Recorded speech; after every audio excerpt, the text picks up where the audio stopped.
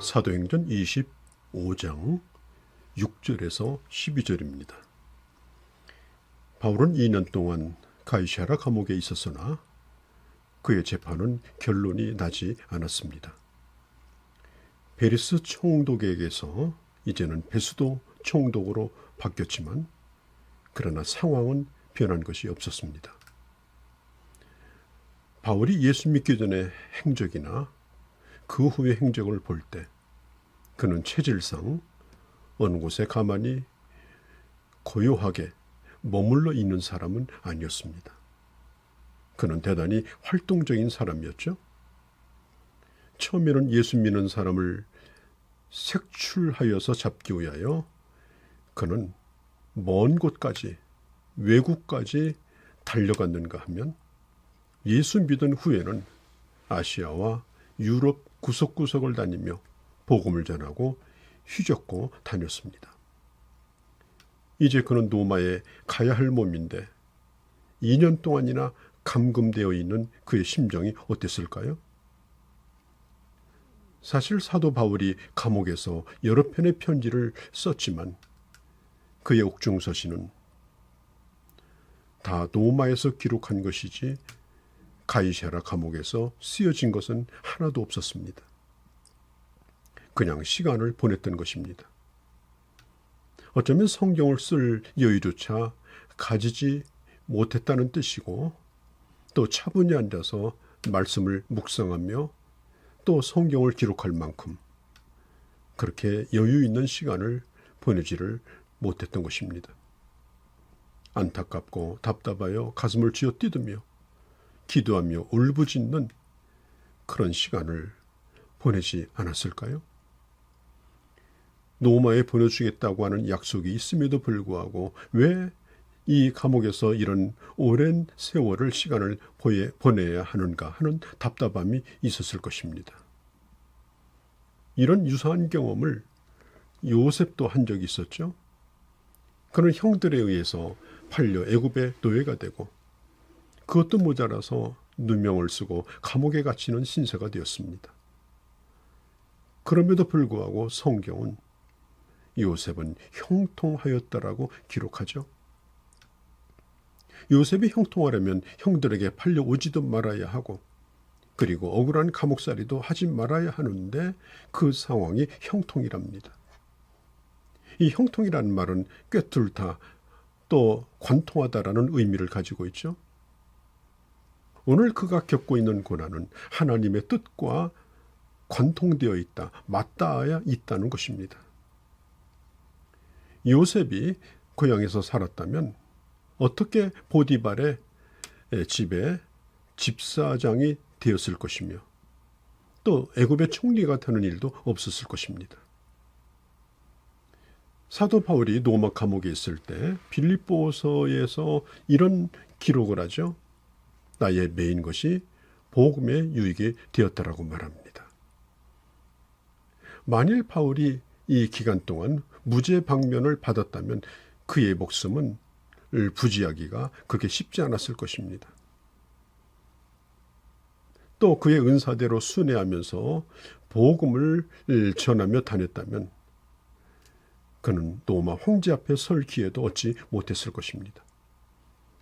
바울은 2년 동안 그가 기다릴 수 있었던 것은 하나님이 주신 그 약속, 그 목표가 있었기 때문입니다. 자, 벨릭스 총독은 로마 당국의 소환을 받고 이제 퇴임을 하고 그 후임으로 베스도 총독이 부임을 합니다. 성경에 이 베스도에 관한 정보는 많지 않지만 역사가 요세푸스의 말을 빌리면 그는 매우 정직하고 고든 사람이었고 또 성품이 원만하고 또 유대인들과 잘 지내보려고 했던 인물로 기록되고 있습니다. 베스도가 부임한 후 3일 후에 예루살렘에 올라갔을 때 유대인들은 총독이 바뀐 것을 계기로 가이사랴에 있는 바울을 예루살렘으로 다시 불러 드리고 싶어 했습니다. 그것은 긴 거리를 이송하는 동안에 바울을 죽이고자 했던 것입니다. 자, 새로 부임한 이 총독은 그걸 알 수가 없었습니다.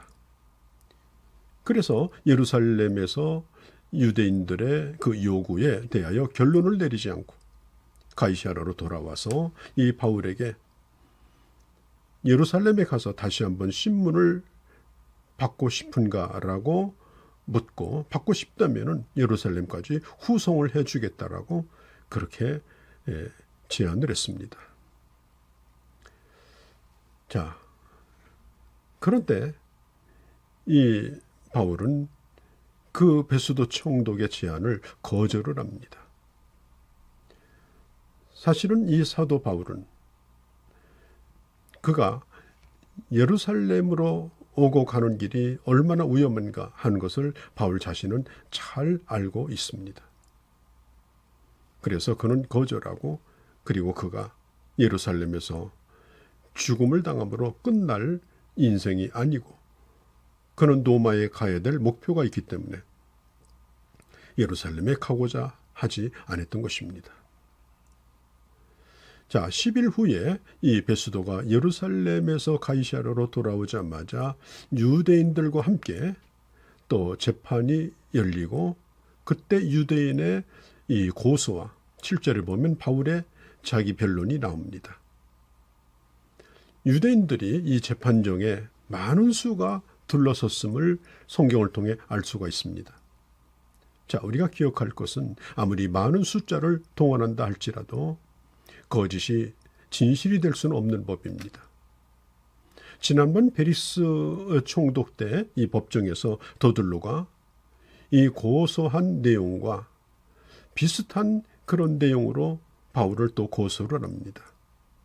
바울이 전하는 이 부활의 복음을 막지 않으면 이 예루살렘의 이 유대인들의 그 종교적 권위가 떨어진다고 생각하고 어떻게 하든지 바울의 입을 막고 싶어 했던 것입니다. 바울은 자신에 대하여 이렇게 변론을 합니다. 유대인들의 율법이나 성전이나 가이사에게 죄를 범하지 않았다라고 8절에 말하죠. 바울이 로마 황제에 대하여 죄를 지은 일이 없다고 하는 주장은 여기서 처음으로 그가 입을 엽니다. 베수도가 바울에게 묻습니다. 장소를 예루살렘으로 옮겨서 재판을 받겠는가? 사실 이 베수도는 부임해서 얼마 되지 않았기 때문에 유대인들의 청을 들어 주기를 사실은 내심으로 원했던 것입니다. 그러나 이 바울은 그것을 단호하게 거절을 합니다. 9절이죠. 바울은 로마 시민권을 가진 사람의 권리를 주장하면서 자신이 로마에 가서 직접 재판을 받겠다라고 10절에 그는 자기 변론을 합니다. 자신은 가이사의 재판 자리에 서야 될 사람이다. 결코 예루살렘으로 가지 않겠다. 로마 당국에 내가 상고를 하겠다. 그는 그렇게 의사를 밝힙니다. 바울은 자신이 잘못한 일이 있다면 재판을 받고 죽는 것도 사양하지 않을 것이지만, 그러나 지금 유대인들이 자신을 고소하는 내용은 사실과 다르고, 자, 그렇다고 하면 이제는 예루살렘이 아니라 그는 로마에 가야 되겠다는 것입니다. 여기서 말 한마디 잘못하면 예루살렘이 죽을 자리도 될 수 있는 것입니다. 자, 인간이 죽을 때 죽더라도 어떤 이유로 무엇 때문에 이 죽느냐라고 하는 것은 참 중요한 것입니다.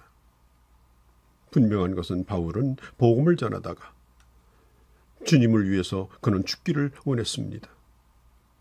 우리는 하나님 앞에 내 죽음에 대한 생각도 해보고 또 기도할 필요도 있습니다. 그가 순교지로 선택한 것은 예루살렘이 아니었고 바로 로마였던 것입니다. 자, 11절에 나는 가이사에게 호소한다라고 말하죠. 또 총독도 그럼 너는 가이사에게 가야 할 것이다라고 결론을 짓습니다. 자, 이 베수도는 바울을 예루살렘으로 보내고 싶었지만은 이상하게 변론하는 가운데 방향이 로마로 흘러갑니다. 이제는 총독도 바울도 더 이상 로마에 대한 이야기를 할 수 없도록 이제 매듭이 지어지고 있죠. 이제 바울은 로마로 가는 일만 남아 있습니다. 여러분, 우리 인생은 내가 끌고 가는 것 같지만, 또 내 사업도 내가 하고 있는 것 같지만, 또 내가 공부하는 학문의 길도 내가 가는 것 같지만, 그러나 하나님이 인도하여 주시는 것입니다. 바울이 로마로 가는데 어떤 방법으로 가야 되는가? 그 방법은 아직도 불확실합니다. 그러나 하나님께서 철저하게 차근차근 로마를 향해서 가는 길을 열어놓고 있다는 사실인 것입니다.